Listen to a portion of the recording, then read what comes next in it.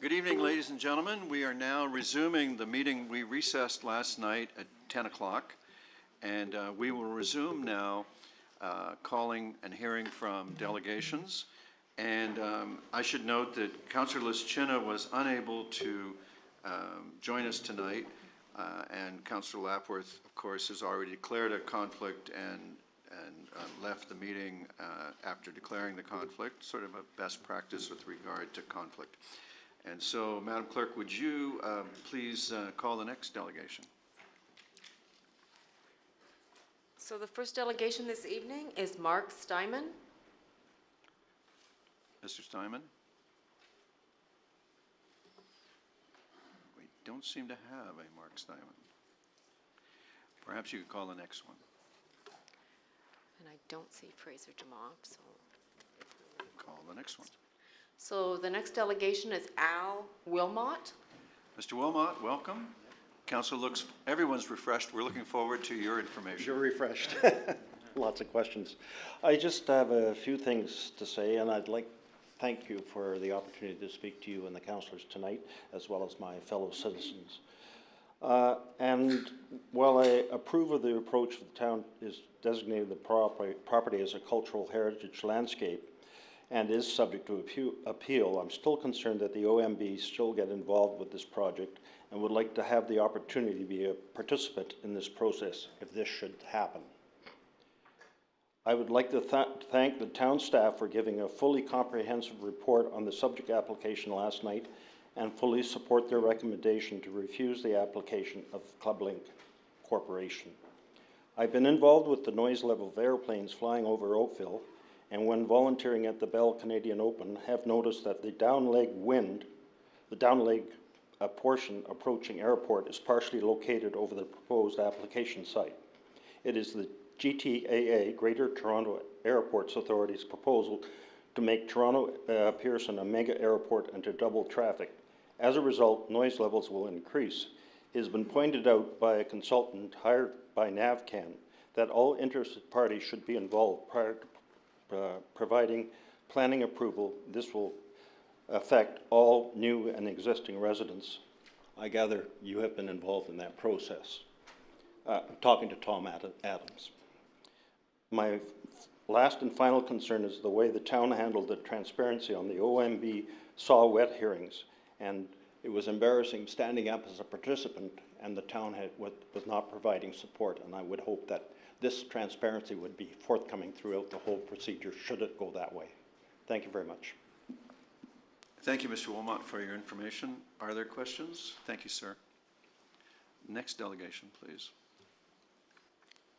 Next delegation is Jonathan Gulligan. Mr. Gulligan. Gulligan? Welcome back. I remember when you came, we called you by error earlier, so we're looking forward to your information now. Thank you. I would just ask if I could have the overhead camera as before. Chris, can you turn on the overhead for us?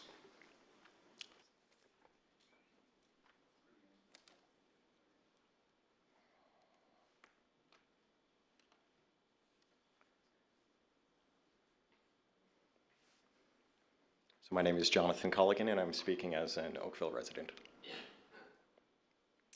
So thank you, and I appreciate the opportunity to speak with you this evening. There were 3 items I wanted to bring to the attention of Council with regards to this development proposal. 1, the municipal financial impact. 2, the impact on transportation. And 3, green space. Firstly, in reviewing the municipal financial impact study, it became evident that the report overestimates revenues and underestimates expenditures for this proposed redevelopment. This occurs for the following reasons. The report identifies the total operating expenditures for the town. These costs are then adjusted downward to take into account long-term debt and user fee service charges. I'm well aware that debt is a financing charge. However, there's no mention of it within the capital impact assessment. Ultimately, the burden of these charges will be passed on to residents and subsequently should not be used to adjust the cost downwards. The report then goes on to discount the operating expenditures further, in some cases by up to 25%. It only provides a two-line explanation attributing the discount to a split between fixed and variable costs. Without going into the intricacies of both types of costs, I would argue, one, the discount rate is too large, and two, the fixed costs could increase as additional town employees would be needed, whether it be for an administrative purpose or for parks and recreation. From a revenue standpoint, the report determines revenue by primarily looking at the property tax revenue being generated on the property. What it makes no mention of whatsoever is on the assessed values of the homes that are on or near the golf course. There is no denying that these properties would be worth less, and correspondingly, their assessed values would decrease as well. This would decrease the tax revenue collected by the town. This decrease in town revenue must be incorporated into the financial impact study. Ultimately, my concern here is that the estimates being used in the study are incorrect, and subsequently these estimates are being used as a statement of fact. With the report generating a wafer-thin operating surplus of $1.5 million, my concern is that this number could in fact be negative.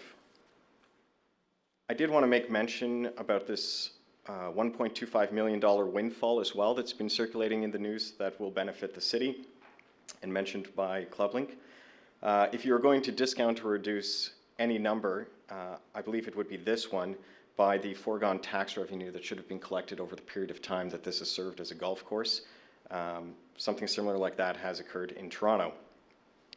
Meanwhile, Ray Sahi stands to make hundreds of millions of dollars on this development, and it seems somewhat convenient that another firm he heads, Morgard, owns real estate assets like apartment buildings, and also the 2,782 proposed apartment buildings set to go into Glen Abbey.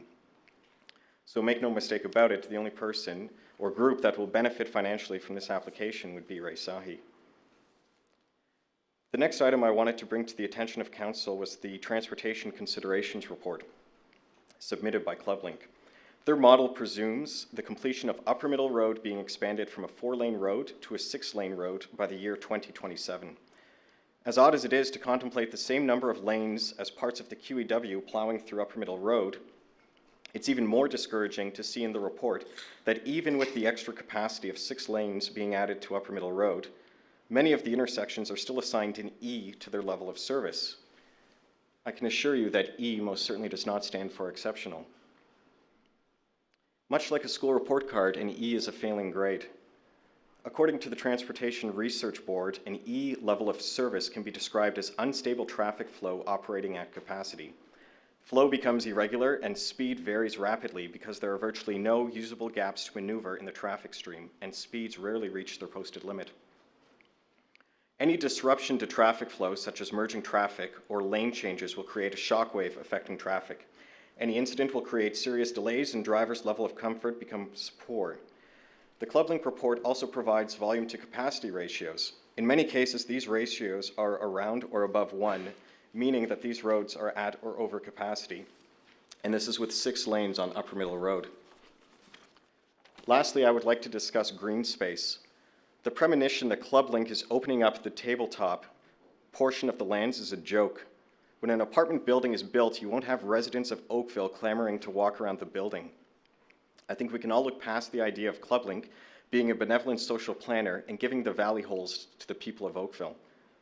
We're all well aware that it's a floodplain and you literally cannot build on those lands. I think it's also worth pointing out the usable green space in the valley. The maps submitted by ClubLink in the reports greatly exaggerate the amount of usable green space in the valley, such as this report that I wanted to point out. One could wonder if they've actually walked the property. Being on the property, you'll know that there are steep walls on either side of the valley with deep forest to help protect against further erosion. These areas won't be beneficial to families if the land is opened up, as we won't be expecting kids to pack grappling hooks for their walks in the park. We already have access to this side of the valley through the east bank of 16 Mile Creek Heritage Trail. So in essence,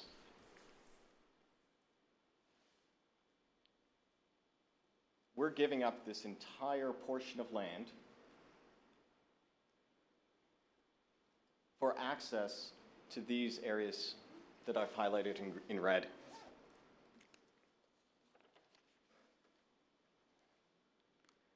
A quick word on the golf course and the Canadian Open.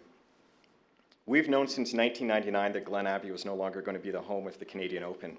I remember the signs stating home of the Canadian Open coming off of the Welcome to Oakville signs. As a town, we've never demanded that the tournament come back here, yet it has 8 times since 1999. Clearly, Glen Abbey and the town of Oakville has been doing something right, and I think it's a reflection of the golf course and the residents who come out and support it. I don't buy the argument that the people opposing this development are just a group of not-in-my-backyard folks. We're trying to protect Glen Abbey, yes, but since the 90s, Richview Golf Course, Sawwet Golf Course, White Oaks Golf Course, and River Oaks Golf Courses have all been closed for development. I wouldn't hold my breath on Deerfield Golf Course either. All of these developments have occurred in Oakville and north of the QEW. So residents of this town have certainly tolerated growth and intensification. So it would seem rational to me that if you're going to keep any golf course in Oakville, it would be one that has the capability to host a PGA Tour event or an LPGA Tour event. 2 is the first solo designed golf course by Jack Nicklaus. And 3, by the very admission of ClubLink itself, Canada's most famous golf course. And I'll quote from this document. So I just want to post that there. Oddly enough, they're talking about their support for Canadian golf in the article. One membership, more golf, refers to its unique concept that provides members with reciprocal access to every course in the ClubLink family, including Canada's most famous golf course at Glen Abbey, which has played host to a record 25 RBC Canadian Opens. How can ClubLink argue that Glen Abbey is not a cultural heritage property when it has stated in multiple press releases to be our nation's most famous golf course? I'll also note that they've obviously taken steps to remove this quote from many websites. You do have to dig for it, and I'm sure members of Glen Abbey or ClubLink would be able to find this passage as well. Finally, the development of Glen Abbey Golf Course won't solve housing issues. Prudent town planning on the part of all municipalities will solve it. Ad hoc ideas like the ones submitted by ClubLink will only compound development problems and set a dangerous precedent for future developers who wish to completely disregard municipal and provincial development plans. Clearly, ClubLink and Ray Sahi did not take into consideration the motto of our town when they thought of this deplorable plan: avancer, forward or advance. There's nothing within their proposal that advances this town or makes life better for its residents. The only thing that it has brought forth is the collective voice of its residents in opposition of this development. Their application represents an over-intensification within a physically stable neighborhood. The best use of these lands is a world-class golf facility, and I would urge Council to refuse this application. Thank you. Thank you, Mr. Colligan, for your information, and thank you very much. Madam Clerk, the next delegation. I understand Mark Steinman is now here. Great.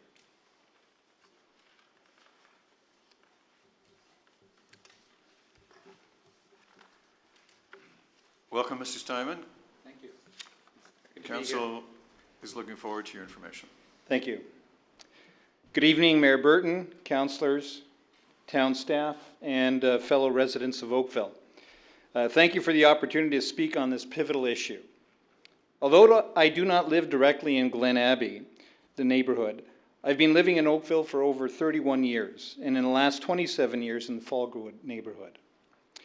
We are very fortunate to live in Oakville. We moved here because of the nice balance of the community, something different than when we moved from Mississauga. Thanks to good stewardship, managing to control finances, services, and quality of life, the town of Oakville ranks consistently as one of the best places to live in Canada. We know that managing growth is not an easy road. In 2009, the Town Planning Department submitted an official plan to the Council designed to find a balance between the urban development required by the province and Halton region, while keeping in step with the provincial policies and guidelines to protect the character of stable residential communities. It's common for many growing towns and cities to coordinate land use through integrating planning that involves much coordination of data, collection across public departments like engineering, transportation, and education, to name a few. The process also engages various community stakeholders like residents, business leaders, and politicians in consensus building to build a strong plan. We can't discount this monumental effort. The city engaged the planning department with the resources necessary to come up with a good plan, a solid plan. This official plan was termed the Livable Oakville Plan, has been adopted by Council and is the basis for our growth to 2031. I've read through the Planning Department's report submitted to Council last week, and I must add that the report was a marvelous testament to the quality of professional, in-depth, and unbiased analysis of the proposal. And here are some important points I'd like to share. The developer's proposal conflicts with the existing plan of development the town has already in place that supports Livable Oakville, adopted by Town Council, and doesn't comply with the Halton Region official plan. The town's planning department have already indicated 6 areas for control, growth, and intensification. Glen Abbey was never considered for this development. The proposal is not appropriate under the town's urban structure review. The development would conflict with the goals of Livable Oakville, as it would be disruptive to an existing community and would remove a significant design cultural heritage landscape counter to the town, the region, and the provincial guidelines. The property is home to the existing heritage buildings and has a historical significance both from a natural watershed and land use perspective. The development will constitute increased traffic congestion with immediate area to create a bottleneck for the all citywide commuters coming and going to work, including an impact on local traffic. There is no infrastructure plan in place to accommodate an additional community of some 10,000 people. The impact would call for a very expensive system redesign and retrofit. The Glen Abbey property is a significant brand for Oakville, reflecting a balance of green space and urban living. As a golf course, Glen Abbey is world-renowned. Last year I was in Greece, guy at the bar, he asked me where I was from. I said Oakville. I went, that's Glen Abbey. And that's true. And the Town Council has already recognized the significance of this property to Oakville's heritage, as evidenced by the unanimous vote to have the property shortlisted for designation by the province as a cultural and heritage site on August 21st. The report concludes with an editorial summary providing a recommendation to Town Council for the denial of the application to rezone the Glen Abbey property. As a local real estate agent, I can tell you that people are attracted to Oakville for the lifestyle, for the security, and for the numerous walking paths that we have in balancing green spaces. Certainly, it's not for the inexpensive values of land. So honestly, after 4 months of speaking to hundreds of residents across the town, I've only come across 5 people who disagree with our effort to save the Abbey. I find that interesting. Knowing that this was so lopsided, it in fact helped me fuel my conviction to fight for what's right. Furthermore, I can say with absolute certainty, if allowed to proceed, the negative impact of this development will be felt by all of us across the town of Oakville, Halton Region, and even Canada as a whole. I am certain the legacy of this decision weighs heavily on the minds of each and every councillor here. And knowing we are very closely watched by other constituencies doesn't make the decision any easier. So officially, on behalf of my family, my friends, my clients, and prospective clients, I wholeheartedly object to the proposed zoning of the lands known as Glen Abbey. So to summarize, we ask that the council refuses the proposed zoning change, which is inconsistent with the Livable Oakville policies, including all the in-depth analysis by town planning staff, and most importantly, to represent and support the wishes of the constituents who are fighting for our town not to lose a cultural cornerstone that helps define Oakville. After all, this town is not meant to be a city. Thank you. Thank you for your information, sir. Madam Clerk, the next delegation. Next delegation is Rick Sniddle. from Chartwell Maple Grove Residents Association. I believe that Janet Haslett-Deal said that she was speaking for Rick Snidel. Okay. Next delegation is Terrence Young. Welcome, Mr. Young. Council looks forward to your information. Thank you, Worship. Good evening, members of council, and I want to take time to congratulate the staff on an excellent report on the Glen Abbey proposal as well. Thank you very much. Mr. Young, if you'd allow me to assist you, no one will be able to hear you unless you can either point it at yourself. Anyway, if the mic is The mic? pointed at your Sure. face, then everybody will be able to hear you. Of course, yeah. Thank you. Thank you. I'm here to speak in support of the staff recommendation to refuse the development request for Glen Abbey Golf Course. My wife Gloria and I have lived in Oakville for 32 years, in Glen Abbey for 25 years, and now in Lakeshore Woods. Two communities so beautifully planned that daily people from the other side of the world pull up roots and establish their future here. Oakville is not just livable, it is exceptional in the things that create a wonderful quality of life. Our heritage was created by the residents who developed a culture of giving as well. The residents who help their neighbors through thick and thin, people who contribute to United Way, who founded and donate to organizations like the Community Foundation, the Fair Share Food Bank, Radius Youth Services, and hundreds of people who dipped into their life savings and paid for the equipment at our remarkable hospital. I'm thinking of the people who drive cancer patients to their appointments or volunteer to run the annual Christmas party for children who otherwise wouldn't have one. The many who serve the rest of us on boards like Crime Stoppers, Oakville Green, Rotary, and our residents groups. That is our heritage.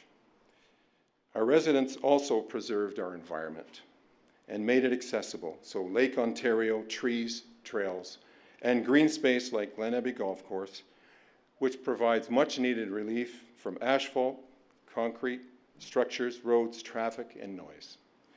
That's our heritage as well. I believe the citizens of Oakville should have the right to feel safe in their home and community, not just from crime or flooding, safe from outsiders coming in, behind or across the street, tearing up the greenery to build roads and towers that change the entire character of the environment and local community. Safe from putting too many people and cars in one place, safe from losing privacy, losing peace, and the vistas that we all enjoy. People deserve to live without fear that the character of their community will not be demolished because outsiders are in a hurry to make money. They deserve to stay in their home as long as they want without being threatened, to enjoy the community they help build, and leave it preserved for the next generation. Because once it's gone forever. I believe this is an important issue across Ontario as well, and the provincial government should get involved and act sooner rather than later, and intervene for Oakville to set a precedent that the fate and future of Ontario communities, such as ours, should be decided by the ratepayers and put an end to our democratic self-determination being overruled by developers. Thank you. Thank you, Mr. Young, for your information. Madam Clerk, the next delegation. Next delegation is Steve Gibbons. Welcome, sir. Council looks forward to your information. Thank you.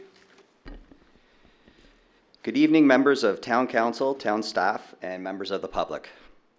I have reviewed the staff report with respect to Clublink Corporation's proposed official plan amendment, zoning bylaw amendment, and draft plan of a subdivision. I would urge Town Council to accede to the recommendations from our wonderful town staff in the report of September 12, 2017, and refuse Clublink Corporation's application. The Livable Oakville Plan, Urban Structure Concerns. Within the staff report of September 12, 2017, a number of serious concerns are raised with respect to Clublink Corporation's proposal. These concerns include, but are not limited to, the following. 1. The recent urban structure review determined that the lands which are subject of Clublink Corporation's proposal are not an appropriate location for the creation of a new growth area. given the absence of existing or planning transit service that would support this new node. 2, the proposed development could direct significant proportion of growth away from existing or planned higher order transit, which would be contrary to an established principle of the Growth Plan 2017. 3, the applications represent a substantial deviation from the approved and in-force growth management strategy of the Livable Oakville Plan that could undermine the town's urban structure. This would ultimately result in ineffective and inefficient use of existing and future planned investment. 4, the creation of a new strategic growth area outside of a municipal comprehensive review does not conform to the policies of the Growth Plan 2017. And 5, the region has confirmed that the applications do not conform within the Halton official regional plan either. The town has confirmed through its urban structure review where and how the town will accommodate future growth to achieve its intensification targets to 2031 and its estimated population and employment forecasts to 2041. As a result, I concur with town staff that Club Links Corporation applications do not represent good planning. The applications before you tonight are inconsistent with the applicable provincial, regional, and town policy, and they most certainly are not in the public's interest. They should be refused. The cultural heritage piece. Having said all of that, I have not yet commented on the cultural heritage significance of the Glen Abbey property, which should also weigh heavily on the merits of the Club Link Corporation's application. Again, I agree with the findings of the town staff in the report of September 12, 2017 on the issue.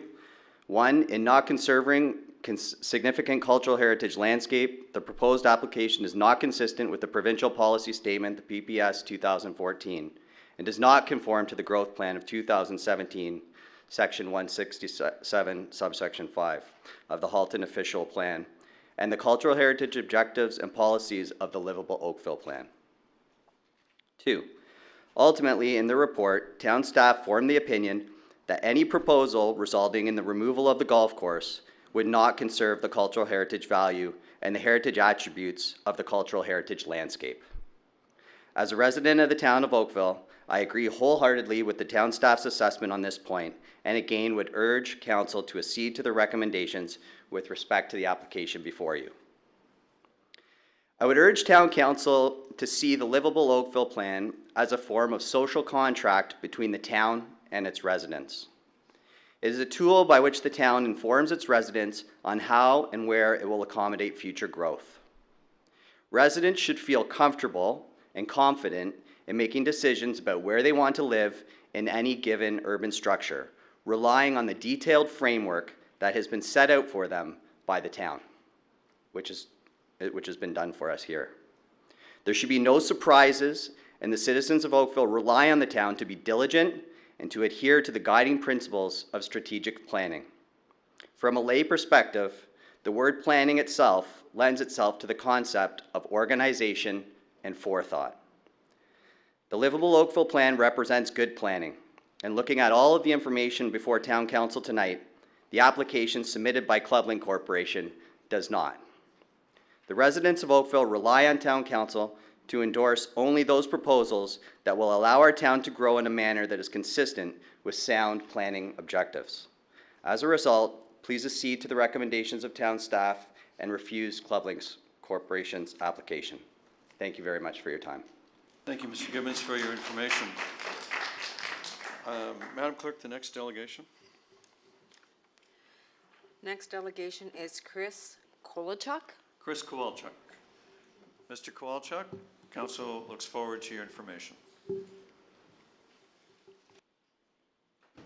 evening. And thank you for that. Good evening to the council. I'll be brief because I was here last night too.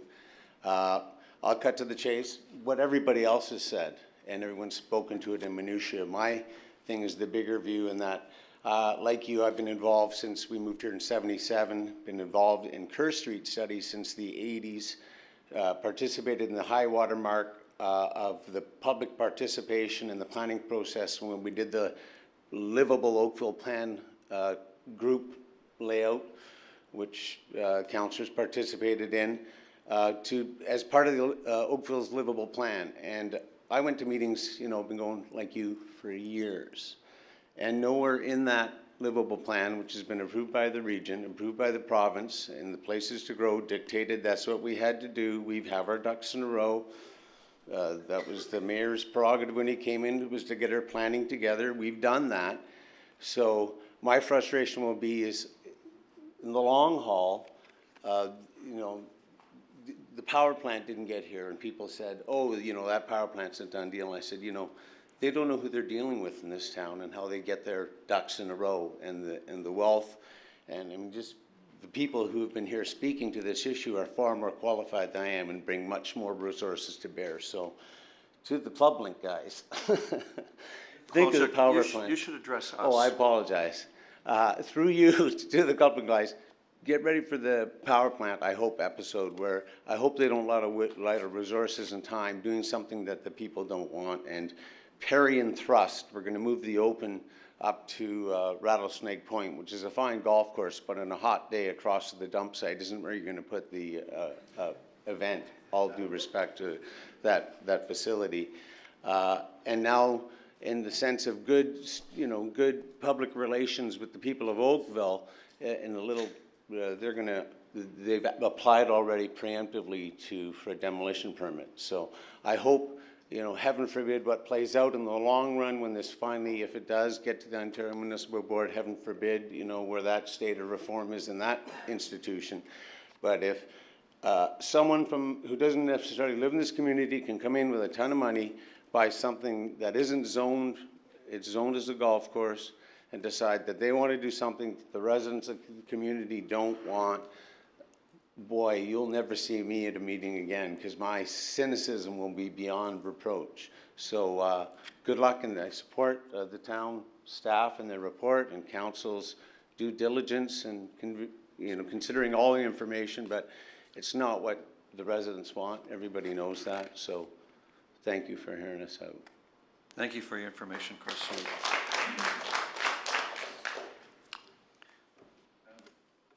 Madam Clerk, the next delegation. The next delegation is Victoria Thompson.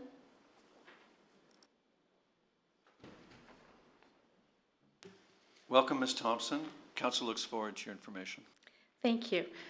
Thank you for the opportunity to speak tonight.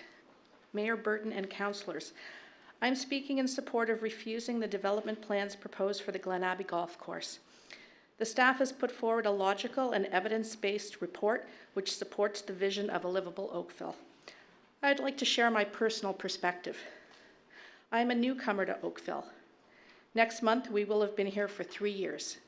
We raised our family in York Region, where our children attended school and played sports and thrived in a wonderful community. My husband grew up in Mississauga. Since we both work in the West End, we planned to move back there when our youngest went away to university. That plan went sideways when we saw how much Mississauga had grown, and then a friend suggested that we consider the town of Oakville. At that time, all we knew about Oakville was that it was the home of Glen Abbey, the frequent host of the Canadian Open. Upon investigation, we learned about the Livable Oakville plan and found neighborhoods that exuded the small town as opposed to the big city vibe. We love living in Oakville and telling others that we live in Oakville. It inevitably leads to a discussion about Glen Abbey. Unfortunately, those conversations now are of quite a different tone. I must commend Club Link on their PR ingenuity. They have many convinced that their development plan is a done deal and expect that the digging will commence any day. As an aside, there is one point I feel should be added into the public record to counter numerous press reports. I have repeatedly read articles describing how Club Link is planning to gift the town with the land of the Valley Holes, some 50 hectares for parkland. What is always left out is that these lands are a flood plan and could never be developed. Surely if they could, they would be included in the proposal before you. I do applaud town staff and town council for their initiative to designate the Glen Abbey Golf Course in its entirety as a heritage landscape. I attended the meeting on August 21st and the Heritage Advisory Committee meeting preceding it on August the 15th. I listened to many of my fellow Oakvillians eloquently describe what Glen Abbey means to them. The solitary dissenting voice was that of Mr. Mark Flowers, representing ClubLink. It is clear that the people of Oakville do support the cultural heritage designation. It has been suggested that this designation is a strategy on part of the town to preemptively prevent the development of the property. The timeline contradicts this, as the heritage process began in January of 2014, while the town received the request for a pre-consultation on a potential development application for Glen Abbey Golf Course in October of 2015. I believe that the town has done its due diligence in obtaining the appropriate information to inform their decision. As has been said before, if Glen Abbey is not heritage, then what is? The proposal before council tonight plans to remove this cultural heritage landscape. I've read the staff report and its appendices, and they are excellent. The report recommends the refusal of the proposal. The region of Halton is in agreement with the refusal of the proposal. This proposal effectively proposes a new growth area within the town, is deficient in many areas of technical investigation, including water supply, transit, drainage, traffic congestion, and noise. It proposes substantial construction within the borders of a stable neighborhood, and it is contrary to the livable Oakville plan. I would like to quote from an article published in the Globe and Mail on August 22nd, the day following council's vote to designate the site as a cultural heritage landscape. The article is entitled, "ClubLink Owner Not Concerned About Glen Abbey Opposition." Sahi said the resistance in Oakville is similar to opposition ClubLink encountered in Aurora, Ontario, after the company unveiled a proposal in 2014 to redevelop its smaller Highland Gate golf course in a joint venture with a local home builder. It went through the same thing. We had to go through the Ontario Municipal Board and all of that. It is now approved, Sahi said. I am appalled at the lack of respect displayed for a town council decision, a decision supported by the majority of citizens of Oakville. The fact that Mr. Sahi believes that the province, namely the OMB, will rule in his favor despite the evidence and the decisions by the town and the region astounds me. If my neighbor and I proposed to demolish our houses and build a condo in the middle, would it not seem ludicrous? ClubLink bought a golf course, a famous, beautiful, historic golf course, which is now a heritage golf course. The land was not zoned nor ever considered for development. It should remain intact. I ask that Oakville Council do what it believes is in the best interest of the town and its citizens. Loss of the Glen Abbey Golf Course is neither. Please vote to refuse this application and any and all future iterations resulting in the demolition of the Glen Abbey Golf Course for development. Thank you. Thank you for your information, Ms. Thompson. Madam Clerk, the next delegation. Next delegation is Tony Lorini, from the Greater Woodbridge Ratepayers Association. Welcome, Mr. Lorini, I beg your pardon. Yep. Council looks forward to your information. Good evening, council members, your worship, Mayor Bob Burton. My name is Tony Lorini, president of the Greater Woodbridge Ratepayers Association. We would like to thank the Save Glen Abbey Coalition Group, your Oakville Ratepayers Associations, and Oakville residents for working so very hard to preserve the historic and natural green space of Glen Abbey and for inviting us here tonight. With development moving aggressively at such a rapid pace in the GTHA, our community of Woodbridge and also City of Vaughan is also undergoing tremendous growth. There's an abundance of available land to be developed. The GWRA has embarked on its own initiative to address the Board of Trade golf course development proposal. Some of the common threats that Glen Abbey and the Board of Trade golf courses have is that the green space and the natural environment are being eliminated. There's no new infrastructure to absorb new development that would be encroaching into mature neighborhoods surrounding the courses.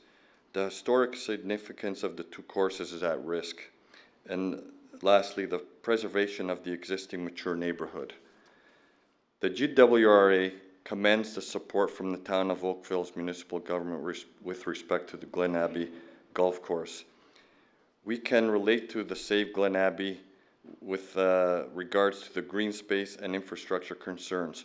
All levels of government are not earmarking enough funds for proper infrastructure development.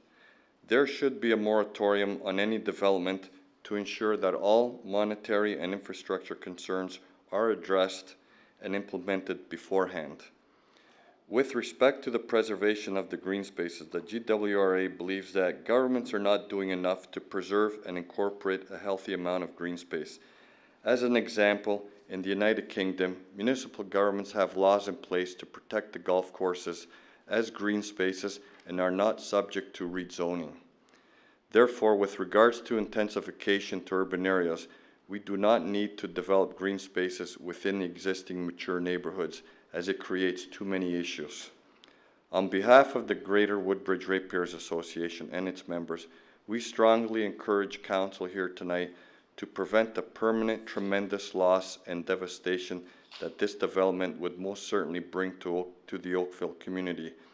This Council has an opportunity to leave a positive legacy in the preservation of Glen Abbey, acting as an example for all municipalities to follow.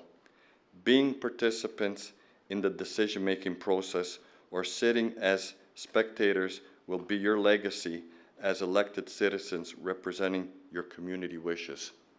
Thank you. Thank you for your information, sir. We appreciate the time you took to come here. Madam Clerk, the next delegation.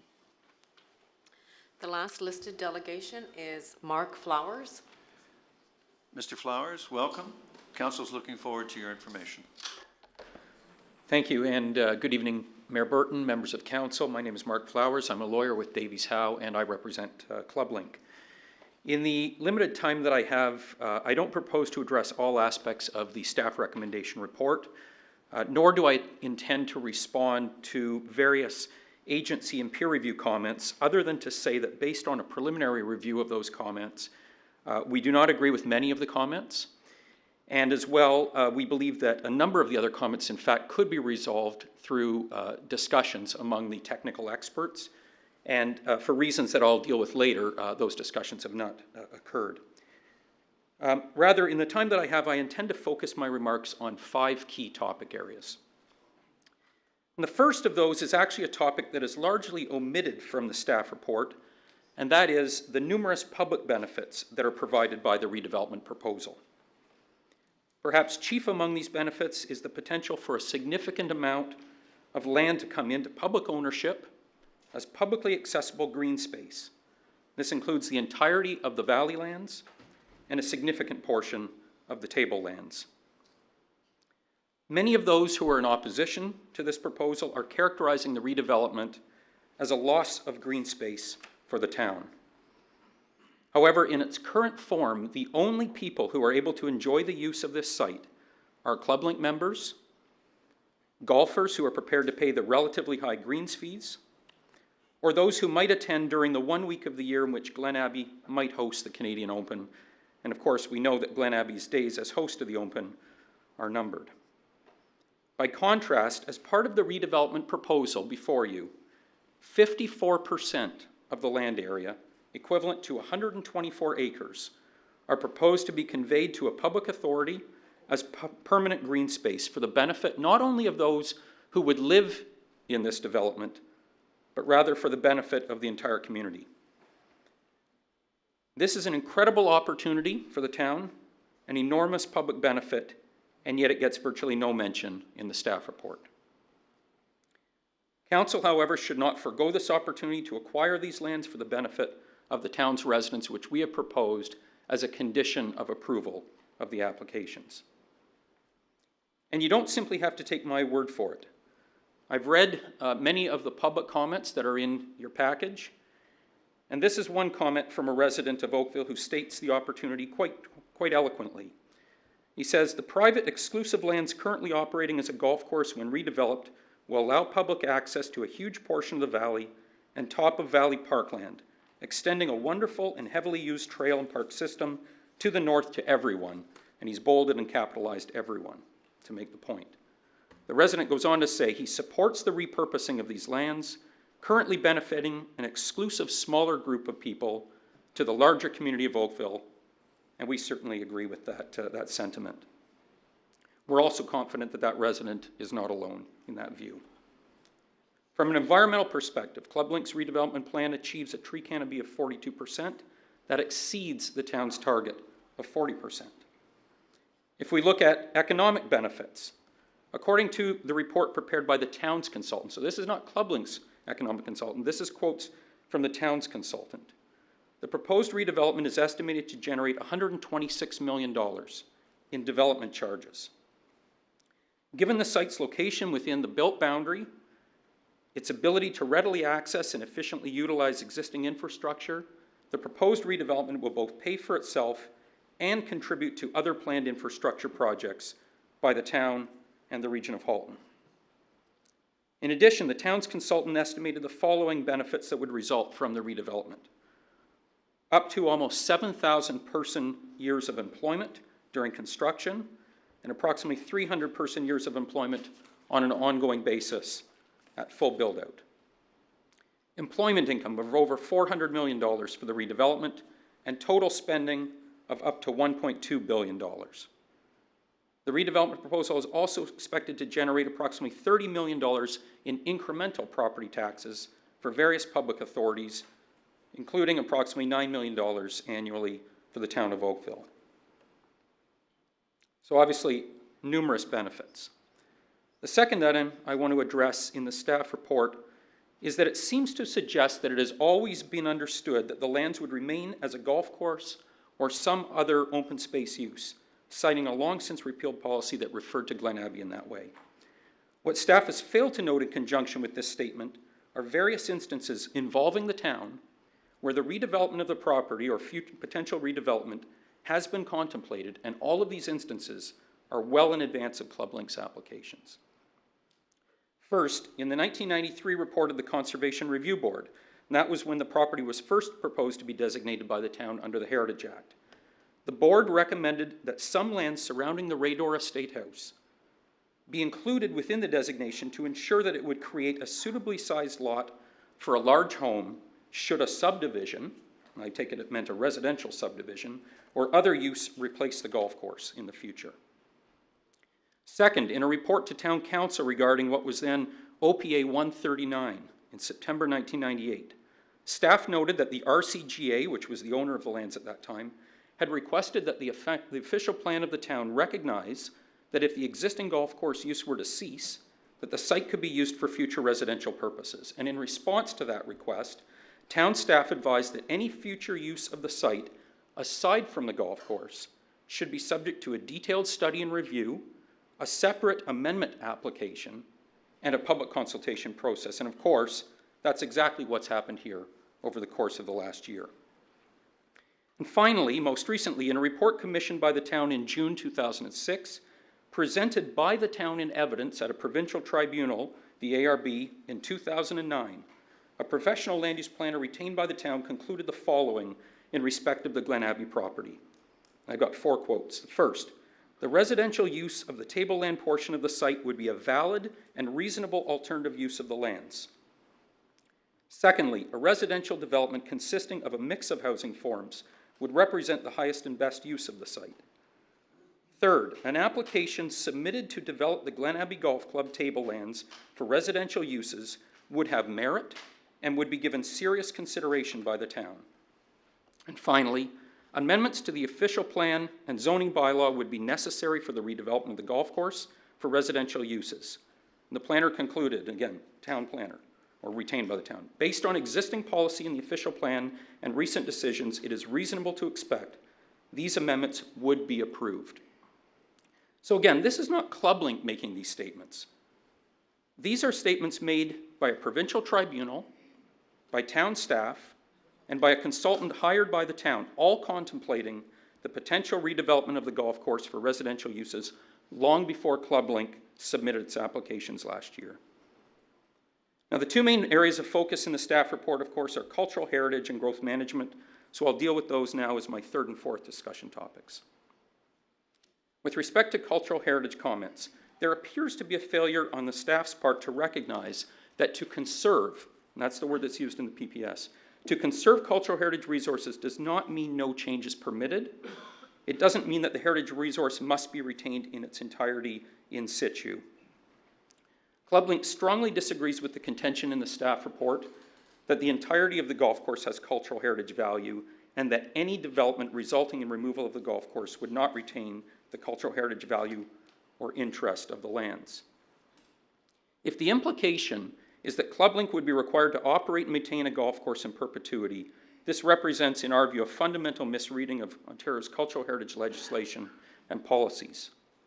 Simply put, the town cannot use the Heritage Act to dictate a specific land use for the lands. Indeed, the town's planning director has previously acknowledged that the town cannot force ClubLink to continue to operate the golf course, just as the town obviously has no control over whether or not Glen Abbey hosts the Canadian Open in any future year. With respect to the growth management and urban structure comments in the report, town staff continues to mischaracterize ClubLink's applications as establishing a new growth area, as that term is used in the official plan. In fact, ClubLink's application does not propose any change whatsoever to the town's urban structure. And I suspect it may surprise many residents, and perhaps even some members of council. The Glen Abbey property is designated in the urban structure of the town's official plan as residential area, not as open space. And of course, last night, this council adopted amendments to its urban structure map. No change has been made to the residential area designation applicable to the Glen Abbey property. Residential areas in the town's official plan permit low, medium, and high-density residential development, public open space, limited commercial and institutional or community uses, all of which are proposed uses within ClubLink's redevelopment plan. That brings me to my final topic, which is the town's failure to engage ClubLink in the technical review process with this application.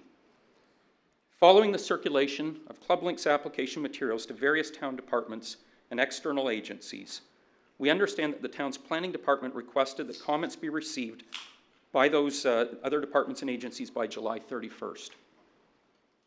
As a result, ClubLink's planning consultant contacted town staff shortly thereafter, requesting copies of all comments received. The initial request was not responded to, so a follow-up request was made. And on August the 10th, town planning staff advised that copies of the technical comments received by the town would be provided to ClubLink and its consultants at the earliest available opportunity. Those were the words that were used. Unfortunately, that assurance was not honored. As a result, ClubLink's planner followed up again and again, but town staff still did not provide ClubLink with copies of any of the comments received. The first time, in fact, that ClubLink saw any of the technical comments was when the final staff report was issued a week ago last Friday, recommending refusal of the applications and based in part on those same technical comments that had been withheld from ClubLink. Now, ordinarily, technical comments received by a municipality will be provided to the applicant as they come in or shortly thereafter. The applicant will then be given an opportunity to review and respond to those comments in the form of a resubmission, and only after that would municipal planning staff consider a recommendation report. By contrast, in this instance, ClubLink was given no opportunity to respond to these technical comments before planning staff issued their recommendation report, recommending refusal of the applications, which of course is now before council. So in closing, ClubLink rejects the analysis of the applications as presented in the report. We therefore request that council reject staff's recommendation to refuse the applications, and instead we urge council to endorse the redevelopment proposal before you and to approve the applications.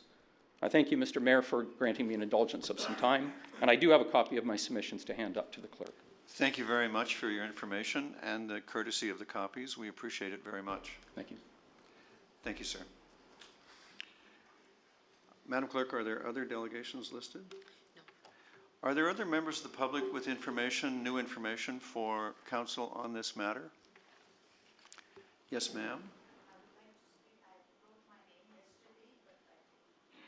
Oh, would you tell us your name? Madam Clerk?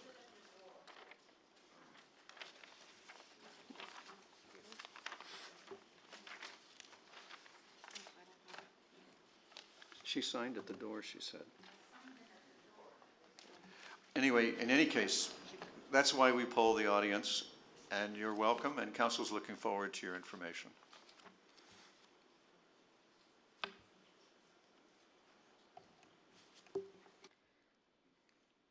Good evening, Your Worship and members of the council. It's just scribble here. I'm not going to be eloquent like everybody else. I'm just going to talk from my heart. I've moved here in 1983, live in Glen Abbey, about a block away from the golf course, 34 years ago. I would like to talk about livable Oakville and the traffic on Dorval and Upper Middle in my area.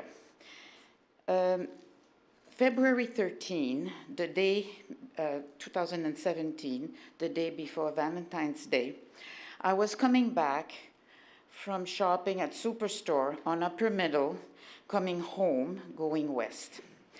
At the Upper Middle Bridge, the bridge was totally dark. There were two policemen stopping the traffic going east and west. So I stopped my car, and the police, I said, "What's going on?" He said, "Turn around or I'll give you a ticket." I said, okay, okay. So I went back, took the QEW to come home. And I took Dorval, because I live not far from there. And I said, I'm going to go and see on the other side. So I went to see, same thing. Going east was closed.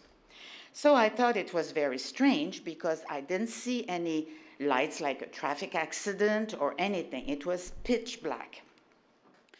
So a few days later, I talked to a friend and I said, "Gee, this is strange, what happened? I don't know why it was closed like this." She said, "I know. A kid from Loyola jumped over. And this is why the traffic was stopped both ways. There was nothing." Which brought me to my attention, we are locked in there. We can't get out. Basically, this area east of Third Line, if we want to go east, there's no way up except Third Line. We have to go west and whatever. And we take the bridge to go up Niagara or Upper Middle, or we go down Dorval. So what I was thinking is the number of cars that this development will create, at least 6,000 cars. Of course, they're not going to be there at 7, 8, 9 o'clock or whatever, but that brings a lot of cars there. And I thought, if there's accident on the bridge, either side, or even on Dorval, it's going to create already there's so much traffic there. It's not, the infrastructure is not there and cannot be expanded really. Even if Upper Middle becomes a 6-lane, it's still, quite dense there. So basically, I am against, of course, the development. The lawyer here, Mr. Flower, was saying, "Oh, we cannot go and walk." Well, yes, if we go and eat there, or even we can visit the top, we can see the beautiful landscape. What are we going to see then? Massive cement building, 12-story high?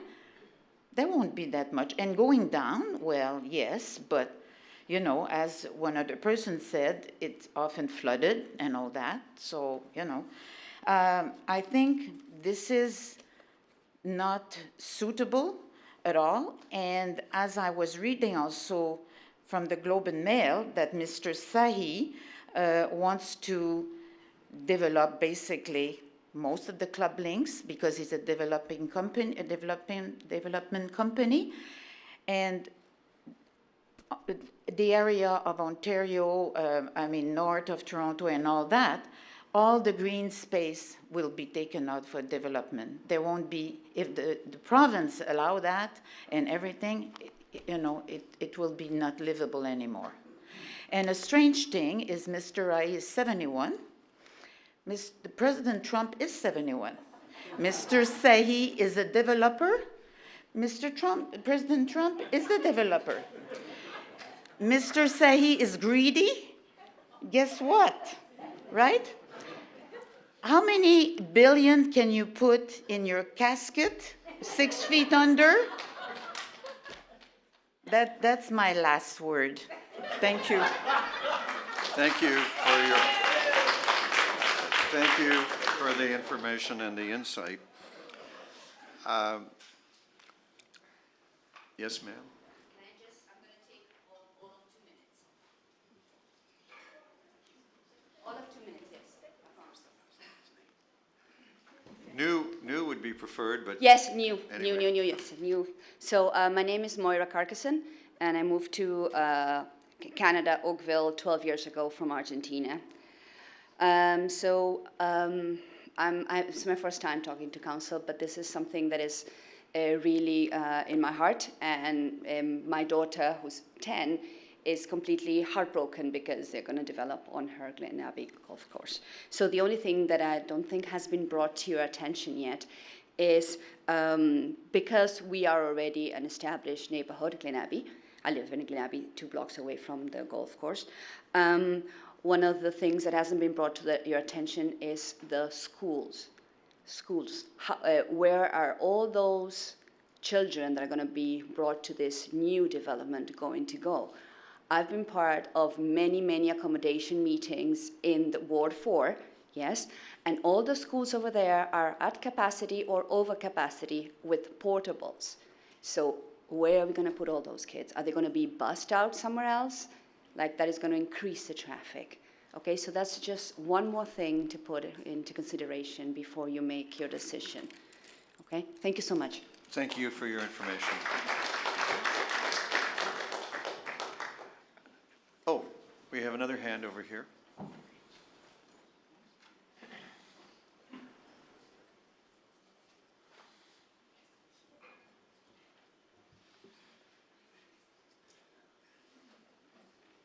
Your Welcome. worship, thank you.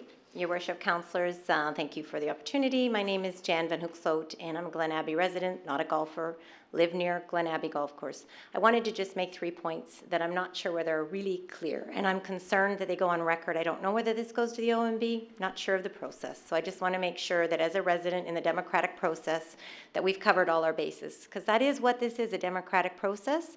It's not about business, it's not about profit, it's about the people having the opportunity to have a say in their community. So I have 3 points to make. Number 1, yes, it may be a private members club, but we can drive on it, we can attend for brunch.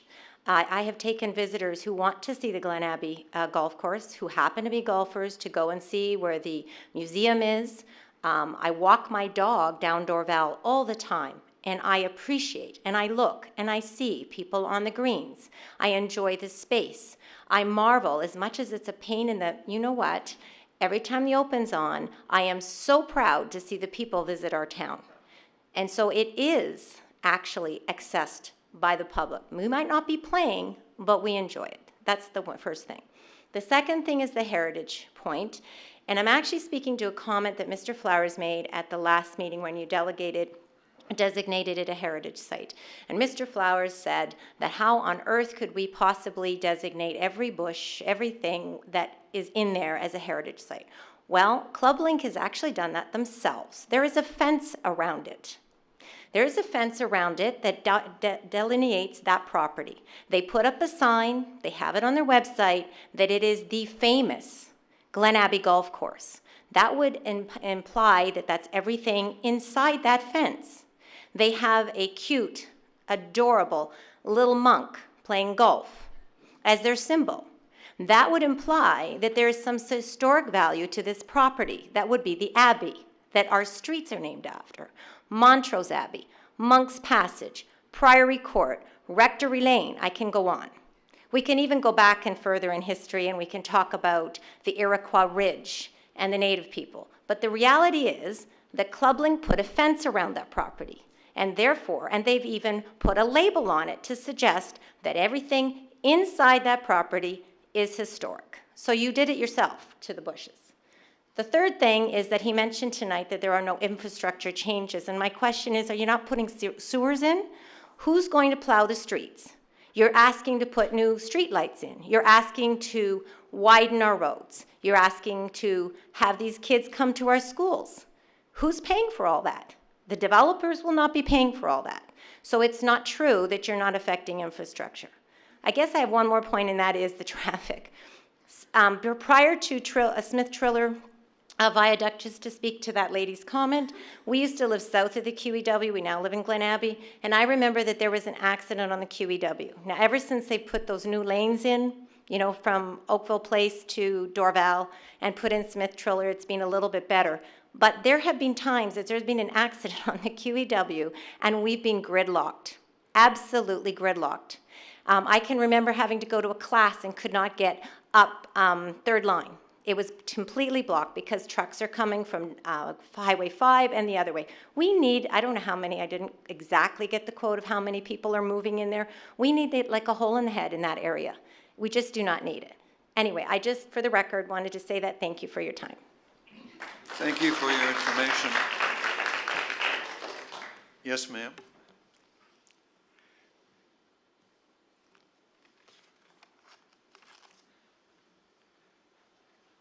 Welcome. Council looks forward to your information. Hi, my name's Roseanne Delapenna.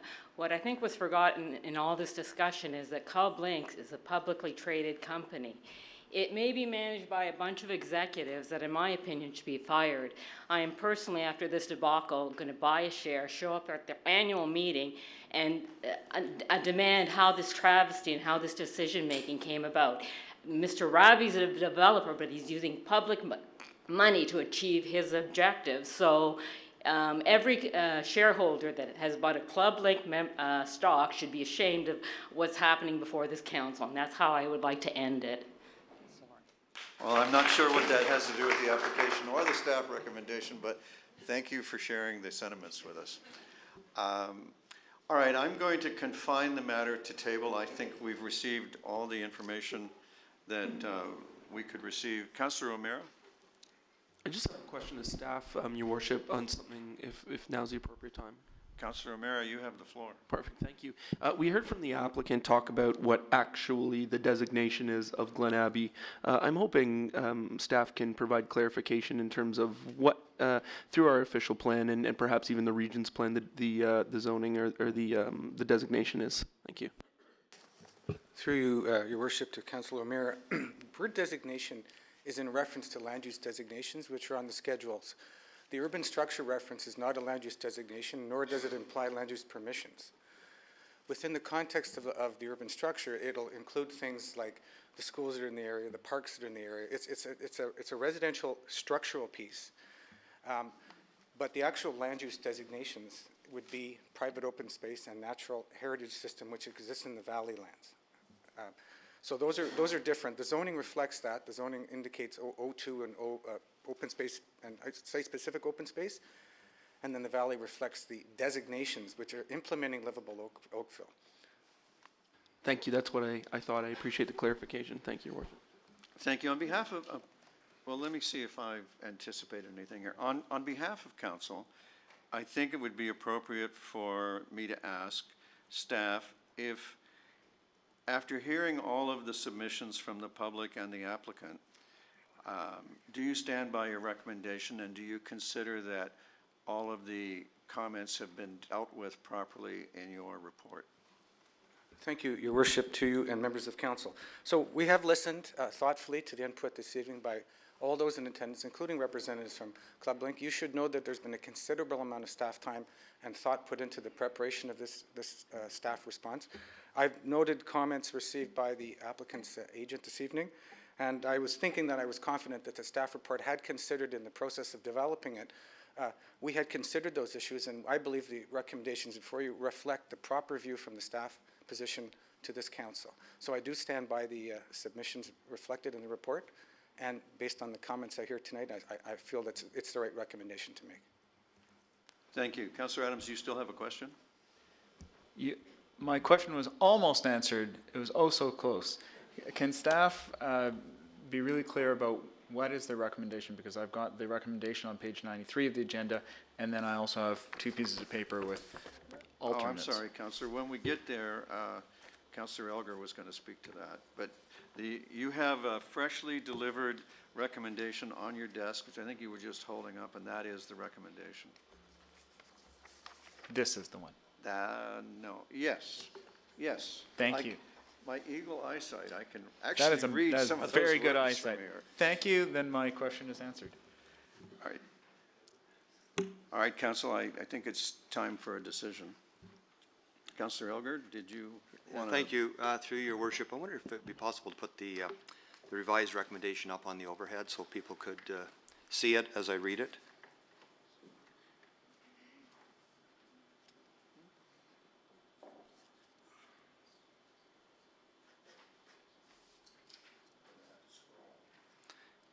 Yeah, might have to scroll a little bit. It's a little bit longer. Okay, well, through Mayor Burton, I would like to read through the 5 points I have in the recommendation, then I'd like to speak to it, if that's okay. Okay, well, we will start off with number 1, and that the request for official plan amendment by ClubLink Corporation, ULC, and ClubLink Holdings Limited respecting 1333 Dorval Drive, file number OPA 1519.09 be refused. 2, that the application for zoning bylaw amendments by ClubLink Corporation, ULC, and ClubLink Holdings Limited respecting 1333 Dorval Drive, file number Z 1519.09 be refused.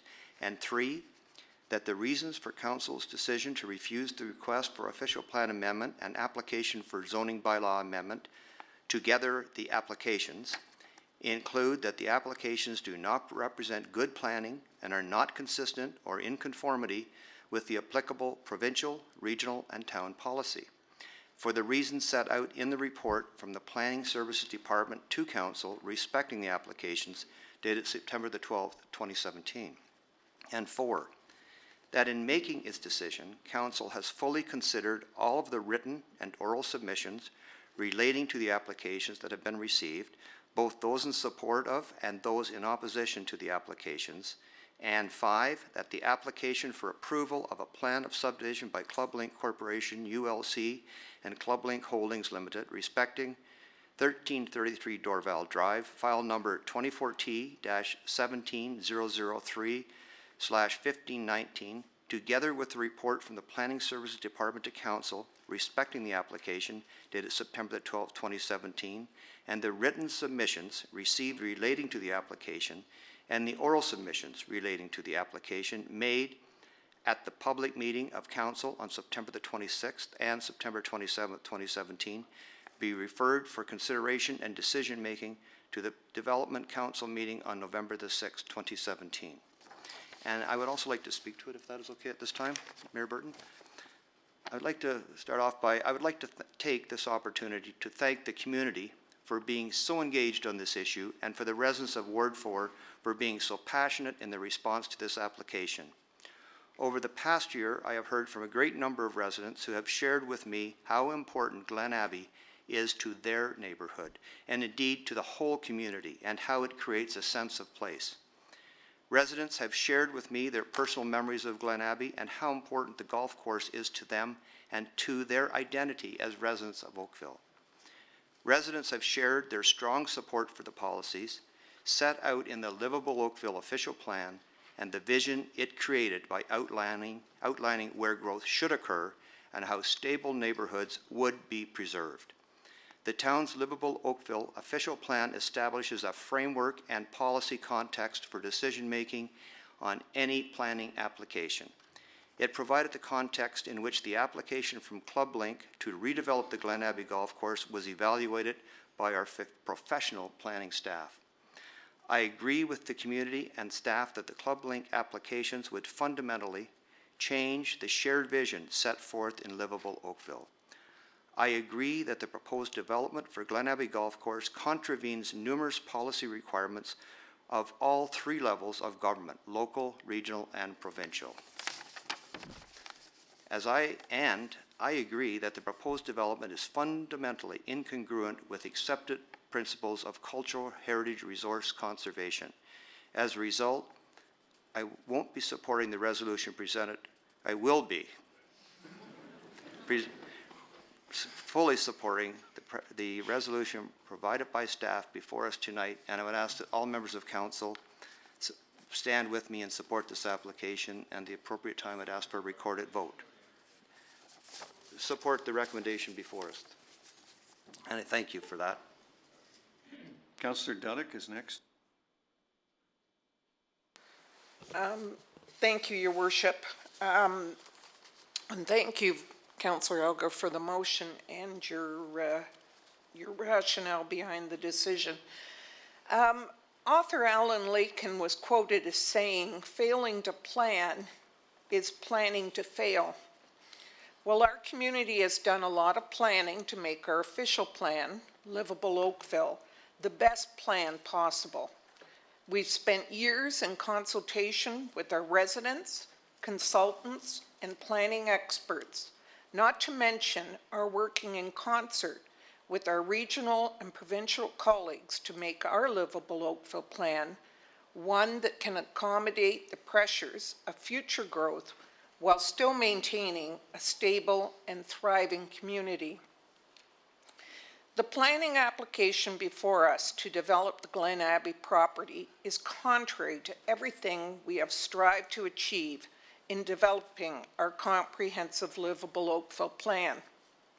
We spent considerable time planning for our future growth in specific areas commonly known as growth nodes. At no time did we ever consider this to be designated as a growth node.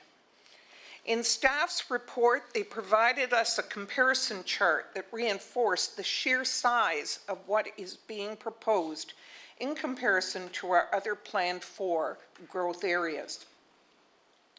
The Club Link planning application has a site area that is less in size than Palermo or Kerr, but contains a planned density that is higher than Kerr or Palermo, and a population that would be higher than Kerr, Bronte, or Palermo. Planning for growth through an individual planning application does not make for good planning, and it certainly does not make sense for our residents. The town of Oakville has been a leader in the conservation of cultural heritage resources, and as outlined in our cultural heritage landscape strategy, the preservation of cultural heritage landscapes is the best way to maintain the subtle character of special areas in the town of Oakville. As it was put so eloquently in a previous meeting and again tonight, if Glen Abbey isn't a heritage resource, what is? Having had the opportunity to listen, read, and witness how this application has been carefully and thoughtfully considered by all the stakeholders, I am in full support of staff's recommendation to deny the application. I have always believed that development should not take place at the expense of our existing residents. Oakville residents have put considerable time, effort, and expense into investing and conserving their community. I'm not willing to sacrifice their investment in supporting this application. I would also like to take this opportunity to personally acknowledge and thank my fellow councillors, and in particular, Councillor Alan Elgar. It can be very difficult to remain totally objective throughout a planning application when the public, especially those in your ward, have been very vocal in their opposition. However, if we're to fulfill our roles in representing the town of Oakville, it is imperative that we come to the table with an open mind, willing to listen, read, and consider the application based on best planning practices. Councillor Elgar has provided Ward 4 residents and the broader community yet another example of his commitment to our town, and I say thank you. Councillor Chisholm.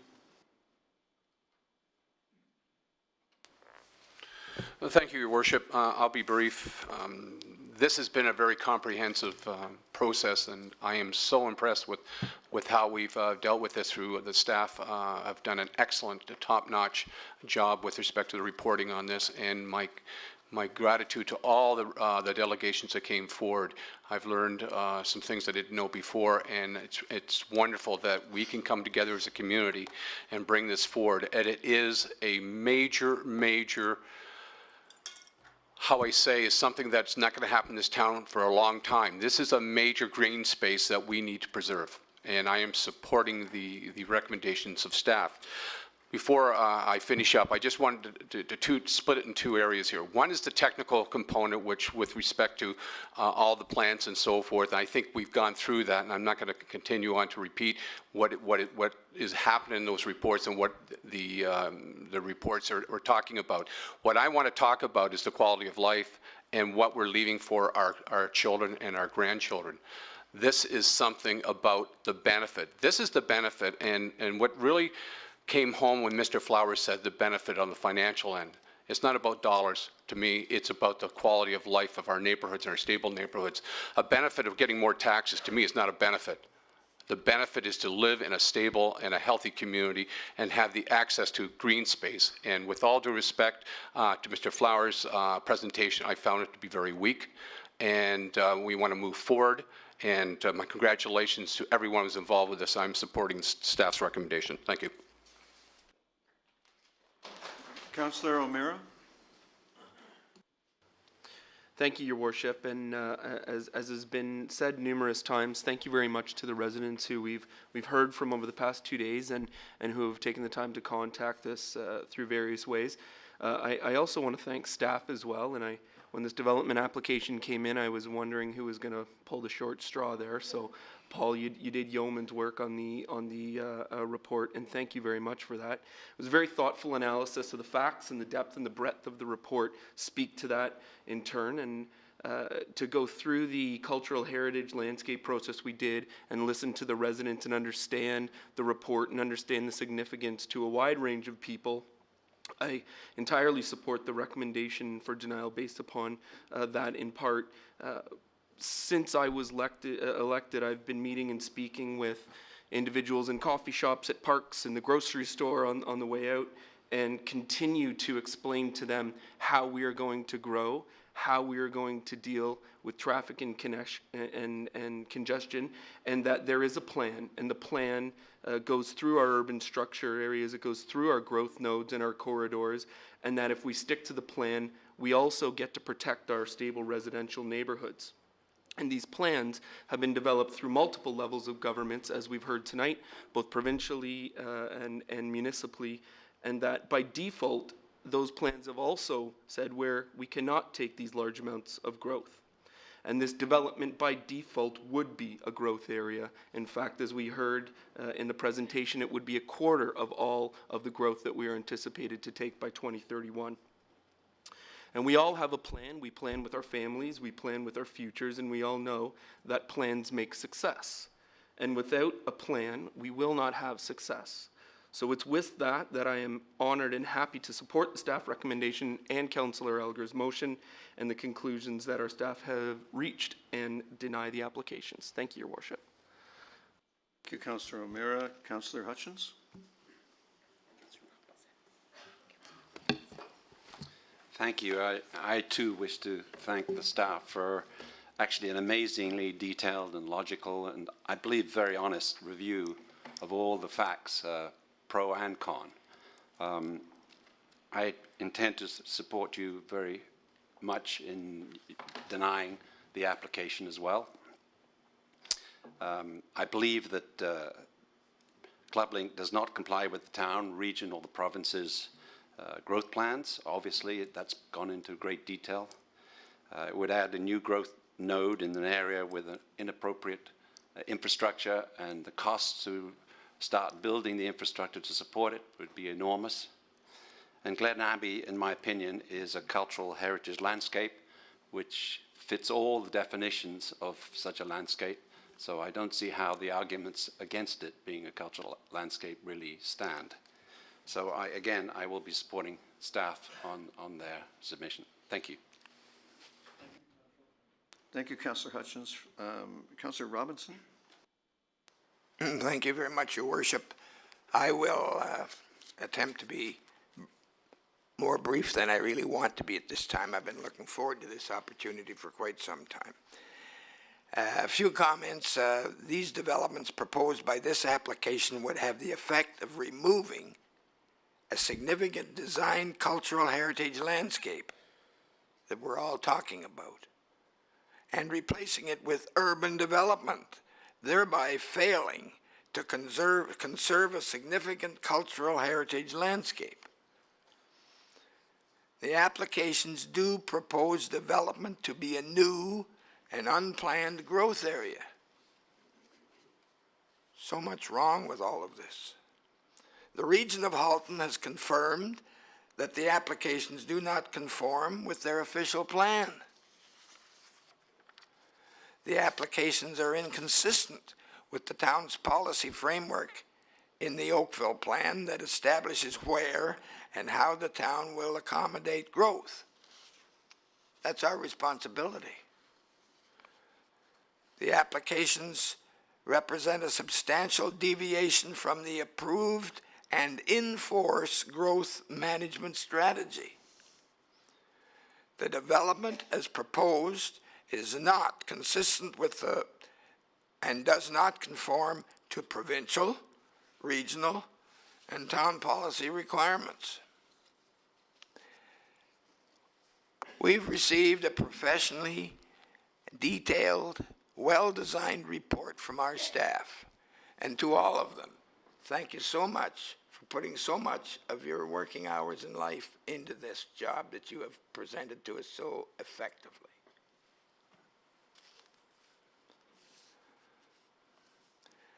I have read and reviewed all documents and staff report. I have come to the clear conclusion, and without hesitation, that I must support the staff recommendation and Councillor Oliver, I'm sorry about that, we're having trouble tonight, aren't we, Alan? Councillor Elgar's motion. And my personal thanks to all the delegates from last night and tonight. And I listened carefully to what you all had to say. And you're very professional in the way you conducted yourself here for the 2 days. Thank you, Your Worship. Thank you, Councillor Robinson. Councillor Grant? I didn't think I'd be on the queue that quickly. All right, thank you. As a member of the Heritage Committee, I was very pleased by the work the staff did in presenting the idea of what a cultural heritage landscape would be, and at that time voted in favor. And having read the report that we've discussed over the last couple of evenings, to put it this way, my daughter's in musical theater. I read a lot of plays, and you can read something and kind of grasp it, but I do want to point out that Paul did a masterful job yesterday building the case piece by piece to us, live, in theater, if you will, and really, I think, made the case for us that this is just not good planning. And if it's not good planning, it's nothing that we'd want in Oakville. So I'm certainly going to be supporting the recommendation from Councillor Elgar. Next on my list is Councillor Knoll. Well, there's no queue. I didn't prepare notes ahead of time. I've got some random thoughts I just want to share. Before I do that, I want to, first of all, thank the citizens of Oakville for the way in which they have approached this process. They have conducted themselves with great distinction, and I'm very proud of each and every one of you for the way in which you have expressed your point of view in a very calm and polite and typically Oakville quality way. So you're all to be congratulated on that. This is at no point were there boos in the audience, and at no point were there any kind of uncomfortable situations, I think, for anybody, whether you're for or against. So I want to congratulate all of you. To our town staff, I've got to tell you, in 17 years here on council, this is probably the best staff report on a development application I've ever read. And I did spend a great deal of time with this application because I truly came to the table wanting to fully understand this before I came to a final decision on this issue. And so the staff report was very important to me to fully understand every nuance of this. And I think that Paul You did an amazing job as the leader on this, and to Mark and his team, congratulations to each and every one of you. You've done us very proud with such a fantastic presentation. A couple quick general comments. First of all, to let everybody off the hook, I will be supporting Councillor Elgar's recommendation. I guess that at this point it goes without saying. But I want to make a couple quick comments on it. First of all, I just want to, I think of the word tipping point when I think about this application. And if you look at Merriam-Webster's definition of tipping point, it's a critical point in a situation, process, or system beyond which a significant and often unstoppable effect or change takes place.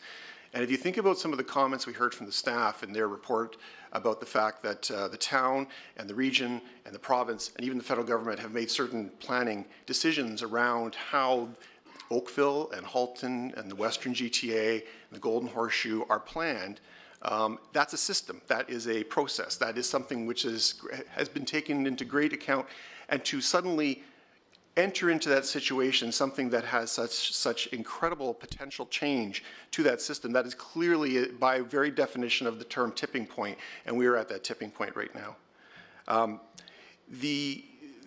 want to comment. It is very similar to what the lady said. I think one of the last people who spoke and talked about the fact that she wanted to correct something that Mr. Flowers said, and that is that he talked about the fact that, you know, it would go from being a private place to a public place. This is a very public place. It always has been. I mean, I remember, from my perspective, the very first place I went when I came to Oakville, Your Worship, was to Glen Abbey. I was toured around Glen Abbey as the first place to try to attract me to come and work in this town. And in full disclosure, I don't give a hang about golf because I'm a terrible golfer. I tried when I was a kid, and it's embarrassing, so I would never try it. But I love Glen Abbey. I love the facilities. I love the history behind it. I love every aspect of Glen Abbey. My wife celebrated her something birthday there recently. I have been to so many different celebrations. Councillor Elgar and I celebrated our election victory back in 2000 at Glen Abbey Golf Course. So it holds memories for me. It holds memories for all of us, even outside of golf. And I think that's a very important piece of it. So I am going to support Councillor Elgar's motion, which is largely to support the recommendation from town staff, to support and to do our best to sway this application to hopefully preserve the historical Glen Abbey Golf Course. And I'm using words from their website, by the way. That's actually on Club Link's website. Welcome to the historical Glen Abbey Golf Club. And it also refers, of course, to the fact that Glen Abbey Golf Course welcomes the public golfer and Club Link members alike. So I just wanted to add that last little dig. One more thing I wanted to mention is that Mayor Burton loves to cite former Mayor Barrett's stanza, and I don't think there's anybody in town. In fact, everybody should say it along with me, the city that calls itself a town and acts like a village.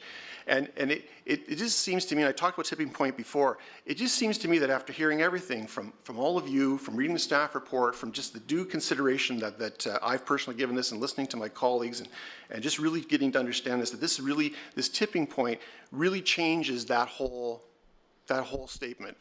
The Mayor Barrett statement would change to something along the lines of a city that used to be able to call itself a town until Club Link decided to try and destroy the village. And I feel really strongly about that because this is going to change the heart and soul of this town. I'm hearing that clearly. You're all making that extraordinarily clear. So once again, I want to state what I stated when we were dealing with the cultural heritage thing. Although Councillor Elgar got to make the resolution, I want to declare for Ward 5 that Green 13, Fairway 13 is actually part of Ward 5. So while he got to make the motion, we think the best fairway is the 13th. And on behalf of everybody in Ward 5 and on behalf of the lovely Green 13, Fairway 13, I'll be supporting Councillor Elgar's resolution tonight, and I hope that everybody else is going to on council as well.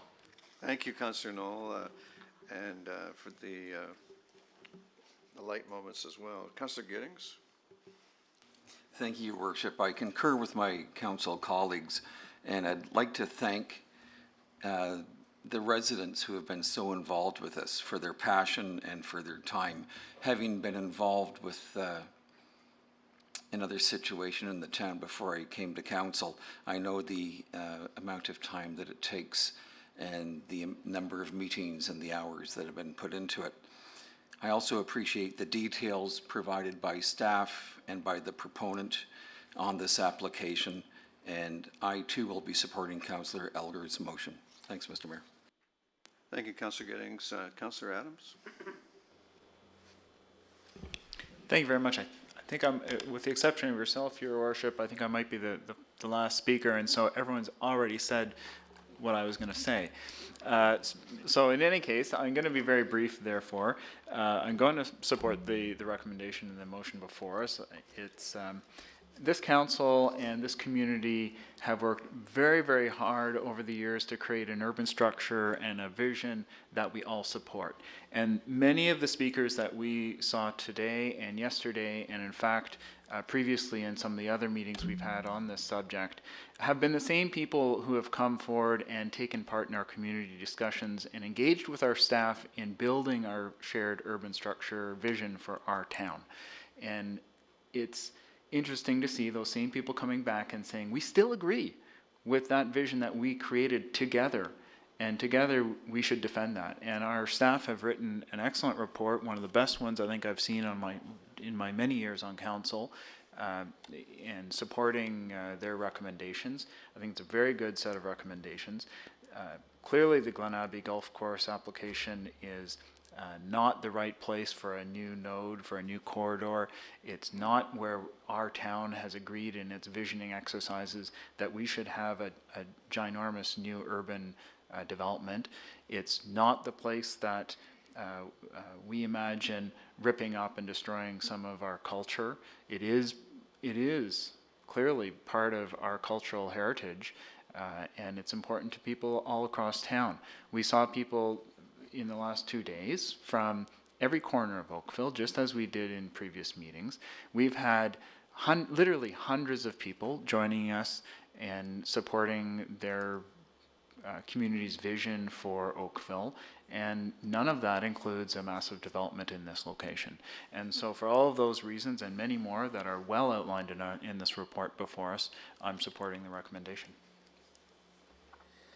Thank you, Councillor Adams. Council and public, my most basic community principle was enunciated almost 200 years ago by Prime Minister Peel. He said that we can have as good a community as we will work together to create. And as your leader over the last 11 years, I have seen our community respond to that in a way that helps me believe that that's an eternal valid principle. And Council and I appreciate the excellent community discussion that we've had of this application and what it means for Oakville and our future. We heard from many residents from all parts of our community who agree with the staff recommendation to refuse the application. I congratulate the councillors from each ward on the high quality of the delegations from their wards. I'm proud of the way Oakville residents give thoughtful, well-informed presentations for and against the staff recommendation. And yes, we had thoughtful delegations against the staff recommendation. I want to say a word about the staff report. It's a very impressive document, but the thing that is the most impressive about it, staff and public, is that it's the most accessible to the public piece of work and planning that I remember ever seeing, not only in my 11 years as mayor, but in the last 17 years since I started reading planning decisions as a leader of a residents association. And we heard that in the residents who cited it as they appeared before us. Our residents get how the province, the region, and the local planning policies work together, and how they together decide where we will grow, how we will grow, and what we will protect. We've heard, quite apart from the application before us, we heard an outpouring of support for the Livable Oakville plan from the public from all across our community. It was impressive to me how strongly our plan speaks to the aspirations of our residents for an ever more livable future. This feels like strong evidence that the work we did together to create our 2009 vision of our future together as a community has become a deeply rooted social contract with our community. And as we proceed with our review of the Livable Oakville Plan, we will be encouraged to continue to enhance and strengthen our plan. Among the suggestions that we've heard from the public who are in support of the application and from the applicant as well this evening was an idea of looking at the application as a proposition of new benefits replacing benefits being lost.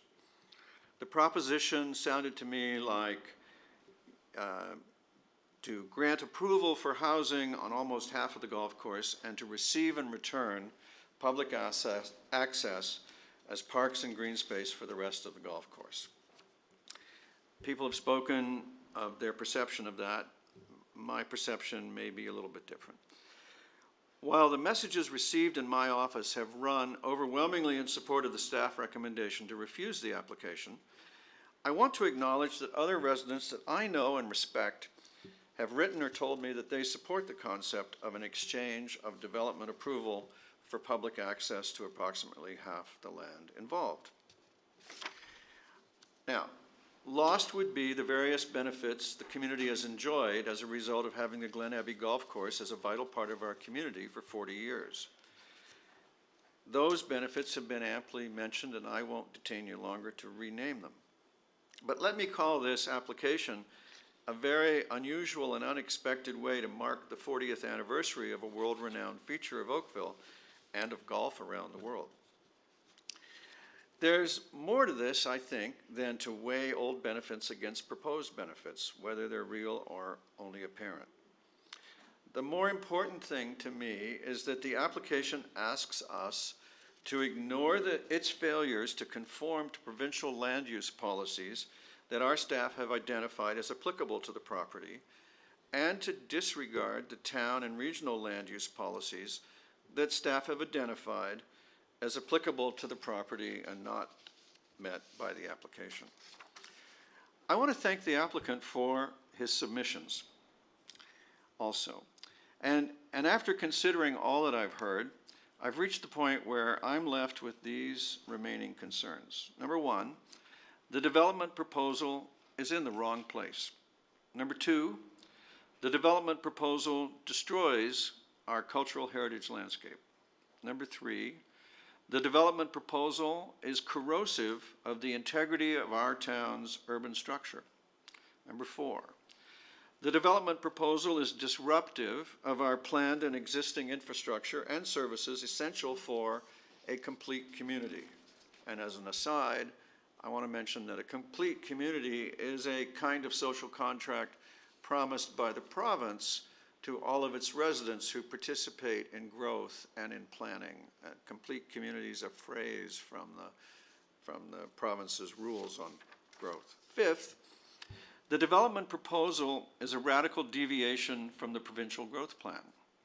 And sixth, my sixth concern is that the development proposal is an attack on the letter and the spirit of our provincially approved Livable Oakville Plan. The application asks us to ignore provincial, regional, and town land use policies in no small ways, and thereby, I think, if we did that, we would break the very social contract that we created and nurtured with our community with so much public consultation, so much time. It was years and millions of dollars in the making. We got to know each other and our hopes and aspirations extremely well. So I support the staff recommendation to refuse the application. And then finally, I have a message from Kevin Flynn that he's asked me to share with you because he could not be here because of his duties as a minister. And I think this should answer some questions that were raised, I thought, during the public submissions. Dear Mayor Burton, I want to take this opportunity to express my admiration for the very professional conduct of your Oakville Town Council and staff in dealing with the very contentious and unpopular application to develop Glen Abbey Golf Course. I also want to acknowledge the strong advocacy by so many members of our community. Recent reforms to the Planning Act, implemented by our government, have helped Oakville control its own land use destiny through decisions made by elected officials on town and regional council. We've seen the end result of when the previous progressive conservative government sold Sawet Golf Course to the private sector, and what potentially could have happened had they been successful in selling what is now the Glenorchy Conservation Area to the private sector for warehousing and employment. A little bit of history from the member. Legislation to further reform the Planning Act and abolish the Ontario Municipal Board is currently before the legislature and passed second reading today. When this application was received, you asked that I allow you, council, and your excellent staff to take the lead in the defense of the town's official plan. I fully support the actions you've taken to date, and you have my full support. I look forward to continuing to work with you on ensuring that council is successful in defending our official plan and also ensuring that we formalize the retention of the Merton lands and the Deerfield Golf Course in public ownership very soon. Thank you for the numerous meetings and keeping me informed on this very important issue. I look forward to continuing to preserve Oakville's heritage together. Please pass my regards to all members of council. And I'll just now complete that thought, because what's crucial in that letter is the recognition that we are a proud people in Oakville and we like to stand on our own 2 feet and make our own decisions, and that's what we're doing here tonight. And so our first instinct is not to run to the province and beg their intercession. Our first instinct is to defend ourselves and to make our own decisions. And I think when you reflect on that, no matter what your politics are, I think you can be proud of our character. So I would like to suggest that this is a matter that might require or benefit from a recorded vote, and I would invite the council to rise and be named if they're in support of the staff recommendation to refuse this application. Councillor Adams, Councillor Grant, Councillor Knoll, Councillor Elgar, Mayor Burton, Councillor Hutchins, Councillor Giddings, Councillor Chisholm, Councillor Duddick, Councillor Robinson, and Councillor O'Meara. I declare the matter carried, and I thank everyone for their contributions to the decision.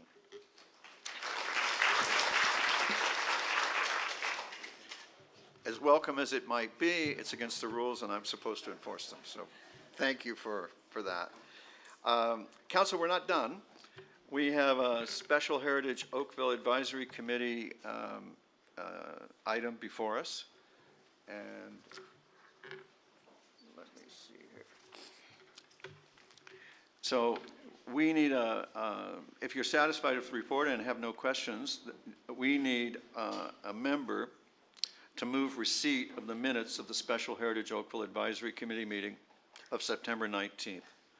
Councillor Adams, because you're not on the committee, and it just feels better if a member of the committee isn't moving receipt of the minutes.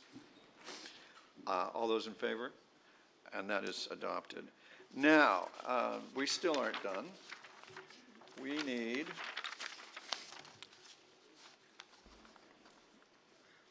need a motion to rise and report to council. Councillor Elgar, all in favor? And that is carried. I rise and report that the Committee of the Whole has met and made recommendations on public hearing items 1, 2, and 3, and advisory committee minutes item 4, as noted by the clerk. And I would ask for a mover and seconder for the report. Councillor O'Meara and Councillor Hutchins, all in favor? That carries. The report is adopted. We're still not done. We have bylaw 2017-79 as revised. It's listed in your agenda and as revised. 2017-80 and 81, 89, and the confirmatory bylaw 93. May I have a mover and seconder? Councillor Knoll, Councillor Grant. All those in favor? And the bylaws are adopted. Council, that completes the work of this meeting. I want to thank everyone for the thoughtful contributions made. And I want to tell you that It has never felt so good to work with you, and we are adjourned.